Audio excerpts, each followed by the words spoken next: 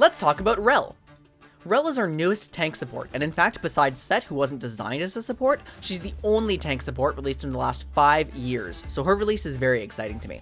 As usual, in this video, I'll be talking about everything I learned from a single session of playing her with my community as we figure out her abilities, combos, and most importantly, her purpose in the game. Don't forget though, I may be confident in everything I'm presenting here, but this video is predominantly a Rell primer to jumpstart your own learning experience, not a definitive guide. Let's start with her abilities. Rell's passive enhances her auto attacks to steal a percentage of armor and magic resist from her targets, dealing bonus damage equal to the value of the resistances she stole. Honestly, this means that damage is most often quite low. The resistance steal lasts for 4 seconds, but Rell can steal from multiple enemies at once, and auto-attacking a champion refreshes the duration for all affected targets. Rell's Q is a thrust forward that deals damage to all enemies in a sizable line. She deals full damage and applies her passive to the first target hit, and half damage to all others, and that half damage is underwhelming. This ability has a few important properties. Firstly, it instantly breaks shields. Secondly, if Rell's E is active, her Q will heal herself and her linked partner for a small percentage of missing health. It's decent poke on isolated targets, but the cast time is noticeable and its secondary effects are generally more useful. The base heal scales poorly with levels, so points in Q are more valuable for its base damage and cooldown. Rell's W is a stance switching ability, the first non-ultimate of its kind. In her mounted stance, Rell gains bonus movement speed based on her level, which is reduced when she takes damage and removed for 4 seconds when she is immobilized. Casting W while mounted causes Rell to dash slowly to a target location, sliding forwards and knocking up all enemies hit for 1 second, longer than Rell's landing animation. This dash grants Rell a permanent shield and dismounts her. The dash can only be interrupted by knockups and displacements. She'll continue to slide through all other CC. In her dismounted stance, Rell gains an additional percentage of her resistances, but she's incredibly slow, and I need to emphasize that speed. She is literally slower than the Scuttle Crab, but being in this stance is her defensive steroid that all support tanks have to have. Her dismounted W causes her to mount, gain bonus attack range, and gain move speed when moving towards enemy champions for 3.5 seconds. In this window, her next auto attack will end this range and speed buff and cause her to charge forward slightly to stun the target for a second, so the CC on both Ws is about the same duration. If Rell still has her shield when she mounts, then it is destroyed. Dismounted W costs no mana. Leveling W will improve the strength of Rell's shield, boost her dismounted W's bonus movement speed, and add damage to both W spells. Rell's E creates a tether between her and a targeted allied champion, which grants that ally a percentage of Rell's resistances, much like Terek's W. Casting E without an allied target but with an existing tether stuns all targets within the tether's range, but notice that the hitbox also extends to a small circle around both linked champions. This ability has some really weird properties to be aware of. Firstly, the initial link costs no mana but does trigger a 3-second cooldown, so you can't target an ally and instantly stun off of them. Rell can also self-cast the ability to unlink herself. Why would you ever do this? It's because enemies can still see the ring, but not the tether, if one of the linked champions is within range in Fog of War. Also, unlike Terek's W, Rell's E technically recasts on your ally if you leave its max range and re-enter it, so you'll get its 3 seconds cooldown, though there does seem to be an exception for exiting and immediately re-entering its max range. The stun additionally breaks the tether. Sort of. While the tether is broken, the link still exists, which means 3 main things. Firstly, Rell does not share her resistances while the tether is broken. Secondly, her Q still heals both champions with a broken tether because it just needs a link. Finally, the tether automatically reforms when there's 3 seconds left on E's cooldown, the exact cooldown of the link cast. Leveling E increases its damage and decreases its stun cooldown. Finally, something simpler, Rell's ultimate is an AoE damage over time effect centered on herself that continually pulls in enemies towards her. The initial yoink interrupts channels and can be blocked by spell shields, but the drag doesn't interrupt anything. Enemies within the zone can still cast spells and attack, and can still dash. While this may be soft CC, Rell can move during her ultimate's cast and successfully pull some immobile targets with her. She will not pull anyone who is otherwise knocked up or displaced. The best way to think of this ability is as a pseudo root. Your opponents without dashes or flashes will not be able to leave this zone, and on top of that, this is Rell's highest damage ability.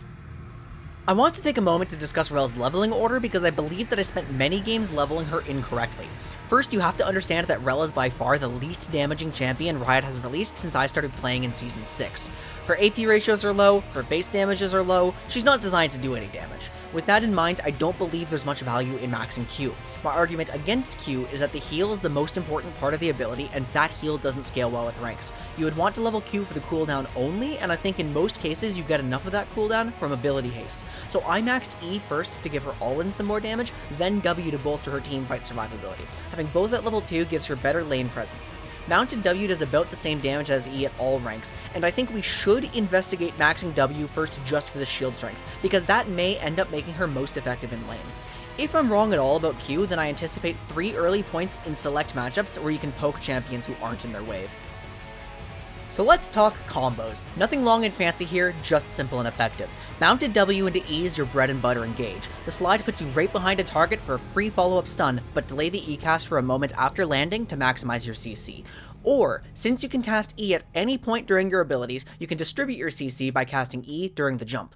Dismounted W is actually an auto-attack reset that you can take advantage of if someone approaches your extremely immobile dismounted self. A simple initiation from dismounted stance that procs your passive is WER.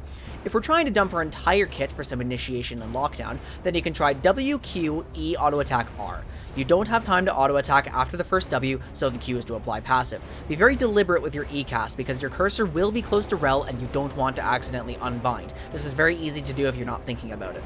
Adding an auto-attack after E allows you to stack more resistances if a second target is in range, and though this does mean that the ult won't chain perfectly with your CC, anyone who could escape from your R would do so even with a perfect chain.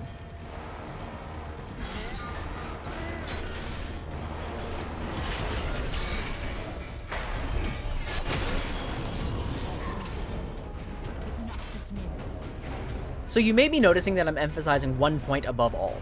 Rell doesn't do damage, and taking a peek at her defensive steroids, most of them are based off a percentage of resistances, either her own or her enemies. So what we've discovered is that Rell is less of a laning threat than other vanguards like Leona and Alistar. The 2v2 isn't quite as scary, but she's still useful in a gank or on a roam.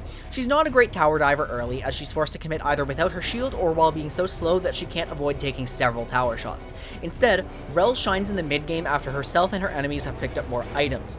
Like all vanguards, she needs to play patiently and pick the right engages, but when she does find those engages, she becomes one of the tankiest supports in the game. Rell's slow W and wonky E make her ill-suited to peel, especially against mobile assassins. Instead, Rell is happiest tethering her own backline, diving the enemy team, and supplying her squishy partner with sustained heals, protecting them from more of a distance. Her core identity is being a diver. What runes help her achieve this? Aftershock is an obvious choice that will make her even tankier on her engages, possibly to the point of going completely overkill on her resistances. I have found value in Guardian, especially in the laning phase when her relatively low peel abilities are most pronounced. Movement speed is important, so we experimented with some unorthodox runes. Phase Rush loses some value because while mounted, you can actually run so fast that enemies fall out of your ultimate. Predator sounds funny on paper, but in practice it's hard to make use of in the lane phase when it's most useful, so we're likely going to see a Resolve Sorcery page for Celerity, or alternatively Resolve Domination for the supportive runes like Zombie Ward and Relentless Hunter. Season 11 itemization is still a long way from being solved, but the increased systemic incentive for support tanks to build selfish durability definitely favors Rell. Expensive tank mythics are currently finding value on supports, which means we can consider Sunfire Aegis and Turbo Chem Tank, the former synergizing very well with her dive identity by giving her some much needed damage, and the latter making it easier to find those engages in the first place. If you need to itemize to help your team a little more, or if you fall behind early, Locket is also a great mythic with a strong stat line. I wouldn't build Shurelya's because the only non-mythic with split resistances, Gargoyle Stoneplate, is too expensive for supports, and the Shurelya stat line with no resistances is not what Rell wants.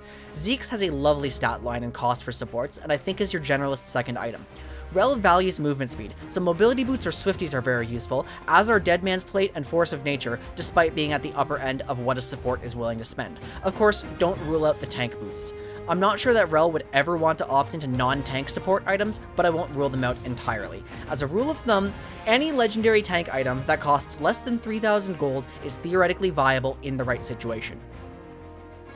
Can she play other roles? Well, given that she does so little damage, probably not. Granted, we did have some players find success on Rell Jungle if you survive her nightmarish first clear. Anyone could invade her level 2 and kill her, but the clear improves with time and her ganks are solid. We had multiple Rell tops, and I wouldn't wish that on my worst enemy. So that's Rell in a nutshell. I for one am thrilled that we're getting a tank who doesn't do damage, since before this season there was a noticeable increase in tank damage and decrease in raw durability over time in the league. Now, speaking honestly, although she's got a fairly reliable engage, I do think her numbers are a bit low and she's noticeably buggy on the PvE. She has an obvious learning curve and a clearly defined role that differs from other support tanks, which means that long term, she'll certainly find her niche, but there were definitely moments where I wished I was playing Leona instead. Power level aside though, Rell is fun. Her kit is odd, and I certainly didn't have enough time to fully understand and master this champion.